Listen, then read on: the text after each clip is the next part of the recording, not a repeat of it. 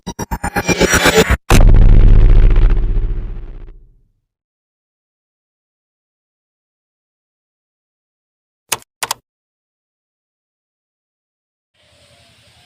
Morning বন্ধুসকল, আজি এটা বিশেষ খানা খাম। বিশেষ খানা, গৰমৰ দিনত এইটো খাই বেছ মজা লাগে। তো আহকচোন মোৰ লগতো আপোনালোকেও খাব। তো বন্ধুসকল, এইটোৱে আছিল বিশেষ খানা আজিৰ। তো মই এটা গামলাত 1 গামলামান পইতা ভাত লৈছোঁ, ভোট জলকীয়া এটা, 2টা এনে সাধাৰণ জলকীয়া আৰু 2 টুকুৰামান পিঁয়াজ, নিমখ আছে। এতিয়া হাত ধুই এতিয়া খাবলৈ আৰম্ভ কৰিম। তো বন্ধুসকল, ইয়াক মই খোৱাৰ প্ৰচেছটো দেখুৱাই আছোঁ। অ'কে, এই এনেকৈ জলকীয়াবিলাক নিমখৰ সৈতে এনেকৈ হাতেৰে মোহাৰিব। তাৰপিছত নাখাওঁ দিয়া, এইটো মৰিম নেকি ইমান চালা। তো এনেকৈ পানীৰ সৈতে এনেকৈ মিক্স কৰি।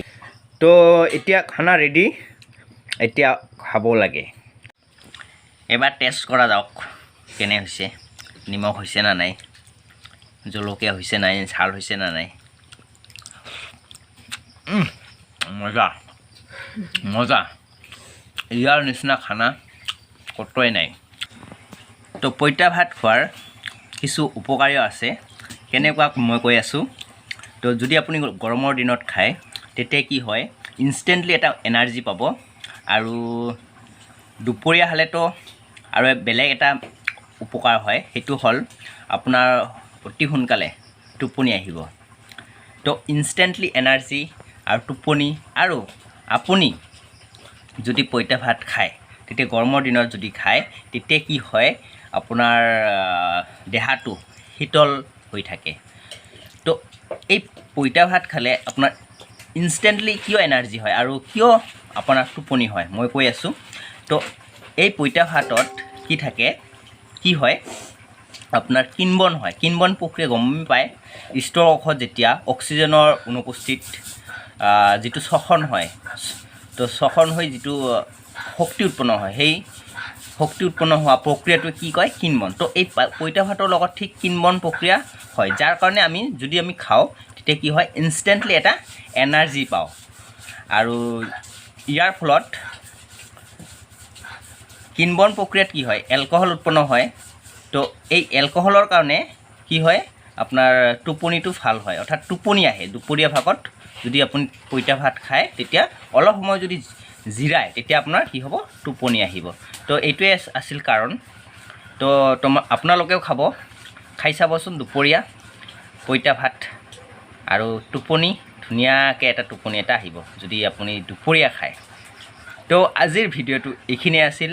তো মই খাই লওঁ, পিছত আপোনালোকে বেলেগ এটা ভিডিঅ' দেখা পাব। ৰ'ব, মই আৰু এটা কথা ক'ব পাহৰিছোঁ। এই পইতা ভাতৰ সৈতে যদি শুকান মাছ দি খায়, তেতিয়া আৰু বেছ মজা মানে মজা। খাই চাব এবাৰ। তো পইতা ভাত খালোঁ। এতিয়া পইতা ভাত খাই মই ডিউটিলৈ যাবলৈ ওলাইছোঁ। ৰেডি হৈ আছোঁ ডিউটিলৈ যাবৰ কাৰণে। তো এতিয়া মোৰ বাইকৰ ওচৰলৈ আহিলোঁ। এতিয়া মই মোৰ ডিউটি কৰিবলৈ ওলাইছোঁ। তো বন্ধুসকল, মই আৰু এবাৰ কৈ আছোঁ, এই পইতা ভাত খালে আমাৰ কিয় ইনষ্টেণ্টলি এটা এনাৰ্জি আহে। দুপৰীয়া খোৱাৰ পিছত যদি অলপ জিৰণি লওঁ, কিয় সোনকালে টোপনি আহে। তো ইয়াৰ কাৰণ কি, যে ষ্ট'ৰ কোষত অবাত শ্বসন হয়, অৰ্থাৎ ষ্ট'ৰ কোষত অক্সিজেনৰ অনুপস্থিতিত কি হয়, খাদ্যখিনি সৰল শৰ্কৰালৈ ৰূপান্তৰিত হয় আৰু শক্তি উৎপন্ন হয়। আৰু এই ষ্ট'ৰ কোষত অক্সিজেনৰ অনুপস্থিত শক্তি আৰু এই সৰল জৈৱ যৌগ উৎপন্ন হোৱা প্ৰক্ৰিয়াটোক কি কয়, সুৰা কিনবন বুলি কোৱা হয়। আৰু এই সুৰা কিনবন হোৱাৰ কাৰণে আপুনি যদি পইতা ভাত খায়, তেতিয়া ইনষ্টেণ্টলি এটা এনাৰ্জি পাব। আৰু খোৱাৰ পিছত কিছু সময় যদি আপুনি জিৰণি লয়, তেতিয়া এটা ধুনীয়া এটা টোপনি আহিব। তো বন্ধুসকল বুজি পাইছে, পইতা ভাত খাব লাগে। গাঁৱলীয়া যদি হয় তেতিয়া গাঁৱৰ মানুহে নিশ্চয় পইতা ভাত খায়। এতিয়া এই টাউনত থকা এই দোকানবিলাকত যে সজাইছে ধুনীয়া ধুনীয়া বাৰ্গাৰ কিবা কিবি সজাই থয়, খোৱা বস্তু নাম নাজানো। তো সেইবিলাক কি, সেইবিলাক কি বাহি হয়। তো সেইবিলাক খোৱাতকৈ এই পইতা ভাত খোৱা শতগুণে উপকাৰী। কাৰণ সেই বস্তুবিলাক বা কিমান দিনৰ পিছত বা কিমান দিন হৈছে তাতে ৰাখা। কিন্তু পইতা ভাত কি সাধাৰণতে ৰাতি যেতিয়া ভাত ৰান্ধে তেতিয়া যদি বেছি হয়, সেই ভাতখিনিত পানী দি থ'লেই পইতা ভাত হয়। বাছ এটা ধুনীয়া এটা প্ৰচেছ। আৰু এইটো ধৰক 12-24 ঘণ্টাৰ ভিতৰতে খোৱা হয়। কিন্তু এই দোকানত ধুনীয়াকৈ সজাই ৰখা বস্তুবিলাক, সেইবিলাক বা কিমান দিনৰ পুৰণি। তো সেইবিলাক আমি খাই ভাল লাগে, কিন্তু পইতা ভাত খাই ভাল নালাগে সিমান। কিন্তু ভাল লাগে, খাই চাব, ইমান ভাল লাগে। খোৱাৰ পিছত এটা ইনষ্টেণ্টলি এটা এনাৰ্জি পাব। আৰু খোৱাৰ পিছত যদি ৰেষ্ট লয় ধুনীয়া এটা টোপনি হ'ব। তো এয়ে আছিল আমাৰ পইতা ভাতৰ কাহিনী। এতিয়া মই ডিউটিলৈ ওলাইছোঁ। চ' মাস্কটো প্ৰথমতে পিন্ধি লওঁ, কাৰণ ৰাস্তাত পুলিচে ধৰিব পাৰে।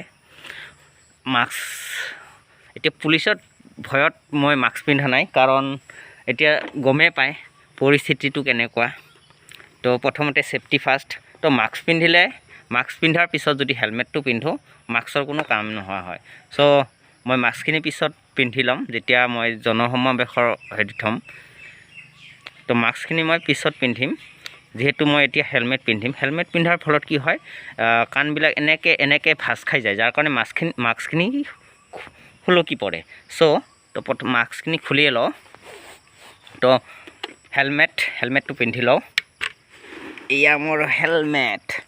এই হেলমেটটোৰ এটা বিশেষত্ব আছে যে দিনৰ ভাগত ইমান ভাল লাগে আৰু ৰ'দত, কিন্তু ৰাতিৰ ভাগত একো দেখা নাপায়। চ' এইটো দিনৰ কাৰণে, ৰাতিৰ কাৰণে এটা ল'ব লাগিব আৰু। তো এয়া আছিল আজিৰ এই ব্লগটো। তো ভিডিঅ'টো ভাল লাগিলে ছাবস্ক্ৰাইব কৰিব, চেনেলটো শ্বেয়াৰ কৰিব। আৰু মোৰ আৰু এটা এডুকেশ্যনেল চেনেল আছে, মই সেই চেনেলটোৰ লিংক এইটো ভিডিঅ'ৰ ডেছক্ৰিপশ্যনত দি আছোঁ। তো আপোনালোকে তাতে গৈ চেনেলটো ছাবস্ক্ৰাইব কৰি ল'ব। ধন্যবাদ।